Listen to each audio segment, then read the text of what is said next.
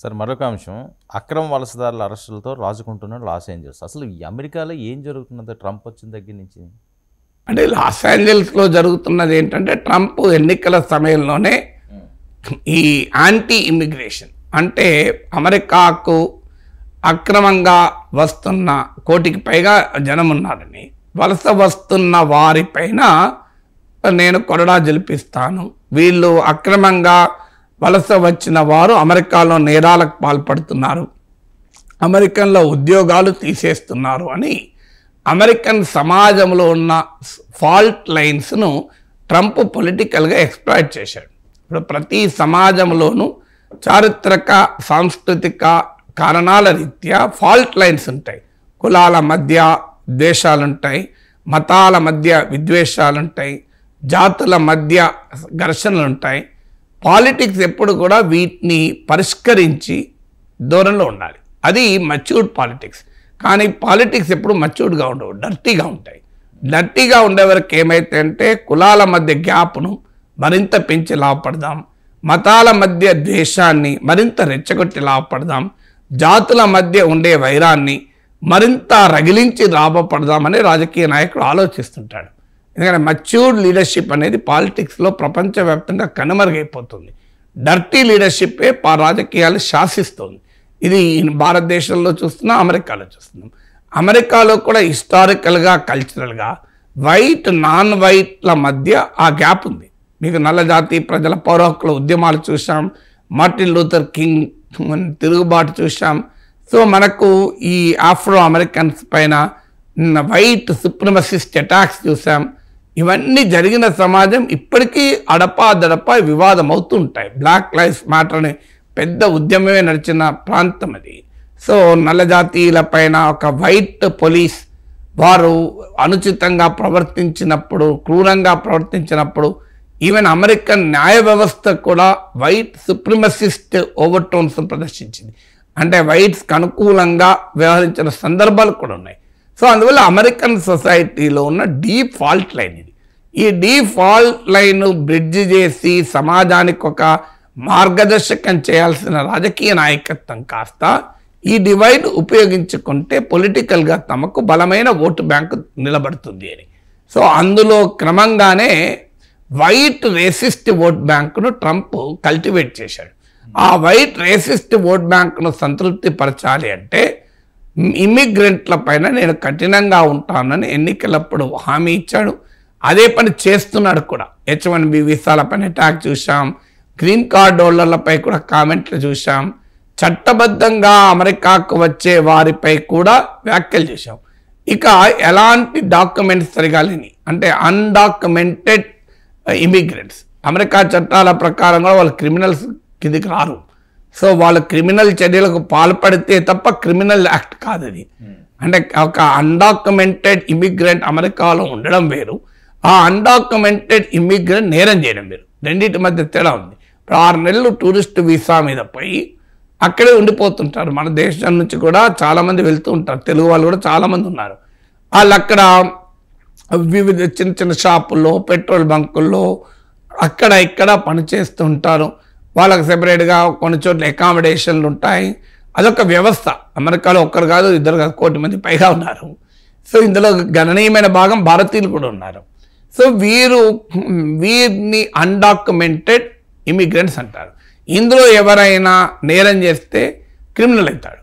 అందువల్ల just because over stay ఉన్నారంటే అది పెద్ద క్రైమ్ కాదు. మ్యాక్సిమం అయితే వాళ్ళని డిపోర్టేషన్ చేయాలి. ట్రంప్ వచ్చాక దాన్ని క్రైమ్గా నేను చూస్తాను అని చెప్పి ప్రత్యేకంగా గాటనాంబేలో ఒక జైలు సెల్లులు పెట్టి ఇలా అన్డాక్యుమెంటెడ్ వాళ్ళందరినీ అక్కడికి పంపిస్తాను అని. అంటే అక్రమ వలసదారులందరినీ నేరస్తులుగానే పరిగణిస్తాం అనేది ట్రంప్ విధానం. అమెరికా చట్టం విధానం అది కాదు. నేరస్తుడు కాడు, చట్టాన్ని ఉల్లంఘిస్తున్నాడు. సివిల్ క్రైమ్ వేరు, క్రైమ్ వేరు. సివిల్ నేరం వేరు, క్రిమినల్ యాక్ట్ వేరు. కానీ ట్రంప్ రెండింటినీ క్రైమ్గానే చూస్తున్నాడు. ఇలా అన్డాక్యుమెంటెడ్ ఇమిగ్రెంట్స్ను ఏరివేస్తాము అనే కార్యక్రమం ట్రంప్ హెచ్చరికలు జారీ చేస్తున్నాడు. కొంతమందిని ప్రత్యేక విమానాల్లో పంపించేస్తున్నాడు. కొలంబియాకు, గాటమలాకు, మన దేశానికి కూడా ఇప్పటికి 2 విమానాలు అమృత్సర్లో దిగాయి కూడా. సో వాళ్ళకు చైన్స్ కట్టి బేడీలేసి పంపిస్తున్న దృశ్యాలను కూడా మనం చూసాం. ఇలా ఈ నేపథ్యంలో లాస్ ఏంజల్స్లో ఏం జరిగిందంటే ఫెడరల్ ఐస్ అంటారు, ఇమ్మిగ్రేషన్ కస్టమ్స్ ఎన్ఫోర్స్మెంట్, వీరు ఇమ్మిగ్రెంట్స్ అన్డాక్యుమెంటెడ్ ఇమ్మిగ్రెంట్స్ ఉంటున్న హిస్పానిక్స్ ఉంటున్నటువంటి ఒక ప్రాంతం, ఒక రెసిడెన్షియల్ ఏరియా పైన రైడ్ చేయబోతున్నారు అన్న సమాచారం స్ప్రెడ్ అయ్యి, అది వదంతులు అని కూడా అంటున్నారు, అది నిజమా వదంతా తెలియదు, కానీ అది స్ప్రెడ్ అయ్యి పెద్ద ఎత్తున వాళ్ళు రోడ్డు మీదకి వచ్చి నిరసన తెలపడం మొదలుపెట్టారు. ఇక అది ఎక్కడి దాకా పోయిందంటే అది హింసాత్మక నిరసనల దాకా వెళ్ళింది, కార్లను తగలబెట్టడము అక్కడి దాకా వెళ్ళింది. సో వీరు ప్రధానంగా మీకు లాస్ ఏంజల్స్ సబర్బ్లో ఉండే పారామౌంట్ అనే ప్లేస్లో, అక్కడ నేను మీడియాలో చదివింది అయితే 82% హిస్పానిక్ పాపులేషన్ అని. ఇక్కడ ఏంటంటే ఈ అక్రమ వలసదారులు వాస్తవంగా అమెరికన్ ఎకానమీని సబ్సిడైజ్ చేస్తున్నారు. 1 కోటి మంది ఎలా ఉంటారు, ప్రభుత్వాన్ని తెలియకుండా ఉంటారా? వారు మాగారు 1 కోటి మంది ఉన్నారంటే ప్రభుత్వం తెలిసే ఉంటారు. కానీ వీళ్ళు ఎందుకు ఎలా చేశారు మరి? ఇవాళ నీకు ఇక్కడ మన దగ్గర మార్నింగ్ క్లీన్ చేస్తుంటారు, అమెరికాలో నైట్ పూట క్లీన్ చేస్తుంటారు. సో నైట్ పూట ఆఫీసులను క్లీన్ చేసే వాళ్ళు ఎవరు? వీళ్ళే, మీకు హిస్పానిక్స్, మెక్సికన్సే. మీకు వైట్ అమెరికన్స్ ఈ చేయని పనులన్నీ వీళ్ళే చేస్తారు. శానిటేషన్ వర్క్ నుంచి మొదలుకొని చిన్న చిన్న పనులు తక్కువ జీతాలకు పనిచేస్తుంటారు. ఒక నిజంగానే ఈ 1 కోటి మందిని ట్రంప్ పంపిస్తే అమెరికన్ ఎకానమీలో పెద్ద ఎత్తున ఇన్ఫ్లేషన్ పెరుగుతుంది, ఎకానమీ దెబ్బతింటుంది. కానీ వీళ్ళు చాలా సబ్సిడైజ్ వర్క్ ఫోర్స్, చాలా చౌకగా దొరుకుతుంటారు. సో అందువల్ల అమెరికన్ ఎకానమీ వీళ్ళని టాలరేట్ చేస్తానికి, అమెరికన్ సమాజము ప్రభుత్వం టాలరేట్ చేస్తానికి the value is undocumented immigrants are adding to American economy. So దీనికి అందువల్లనే అటువైపు నుంచి కొన్ని సందర్భాల్లో ఈవెన్ డెమోక్రాట్ అధికారంలో ఉన్నప్పుడైతే వీరిని మడపా వీళ్ళకు సిటిజన్షిప్లు కూడా ఇచ్చేవాళ్ళు. సో ఇలా జరుగుతున్న ప్రక్రియలో లాస్ ఏంజల్స్లో ఈ ఇమ్మిగ్రెంట్ పైన రైడ్ జరుగుతున్నాయనేది అనే అంశం ఆధారంగా రోడ్డు మీదకి వచ్చారు.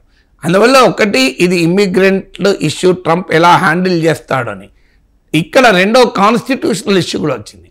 అది Los Angeles mayor, California governor democratic పార్టీకి చెందినవారు.